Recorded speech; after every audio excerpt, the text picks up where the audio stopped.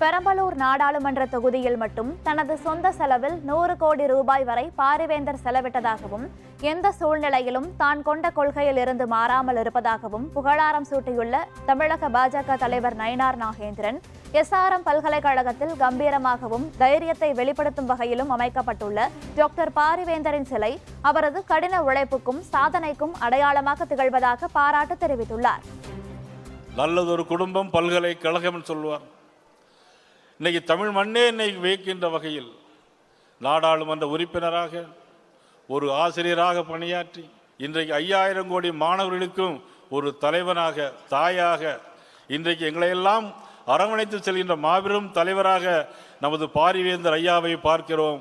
நீங்கள் அனைவரும் கரகோஷத்துடன் எல்லோரும் எழுந்திருச்சு ஒரு கரகோஷம் கொடுங்கள். அவர்கள் பாரிவேந்தர் ஐயா புகழ், பாரிவேந்தர் ஐயா புகழ்.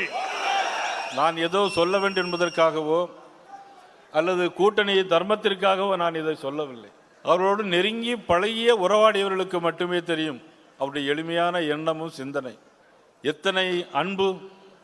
நாடாளுமன்ற உறுப்பினராக பணியாற்றிய போது எனக்கு தெரியும், திருச்சியில் செல்வத்துறை வந்திருக்கிறார், இங்கே சேலஞ்சர் துறை அவர்கள் வந்திருக்கிறார்கள். 100 கோடி ரூபாய்க்கு மேலாக தன்னுடைய சொந்த பணத்தை திருச்சி பெரம்பலூர் நாடாளுமன்றத்திலே செலவழித்திருக்கிறார். கொண்ட கொள்கையில் நிறம் மாறாத பூக்களாக பாரத பிரதமர் நரேந்திர மோடியுடைய அன்பையும் பெற்றிருக்கிறார். எத்தனை தடவை விமான நிலையத்திற்கு வந்தாலும் எப்படி இருக்கீங்கன்னு கேட்டு அவருடைய அன்பையும் ஆதரவையும் என்றைக்குமே ஒருங்கே பெற்றிருக்கிற ஒரு மாபெரும் தலைவராக இன்னைக்கு தன்னுடைய சிலையை, இன்னைக்கு ஆளுயர சிலையை இன்னைக்கு கம்பீரமாக வடிவெடுத்து வைத்து இன்றைக்கு எல்லோரும் உணர்கின்ற வகையில் நாளைய சந்ததிகள் இவர் யார் என்று தெரிய வேண்டும் என்பதற்காக இவர் ஒரு பாடம். இவரை பார்த்து நாம் படிக்க வேண்டும். இவருடைய உழைப்பும் உறுதியும் இன்னைக்கு விண்ணை முட்டுகிற அளவுக்கு இன்னைக்கு சிலை உயர்ந்து இருக்கிறது என்று சொன்னால் அது ஐயா பாரிவேந்தருடைய எண்ணமும் செயலும் சிந்தனையும் வேகமும் என்பதை சொல்லலாம்.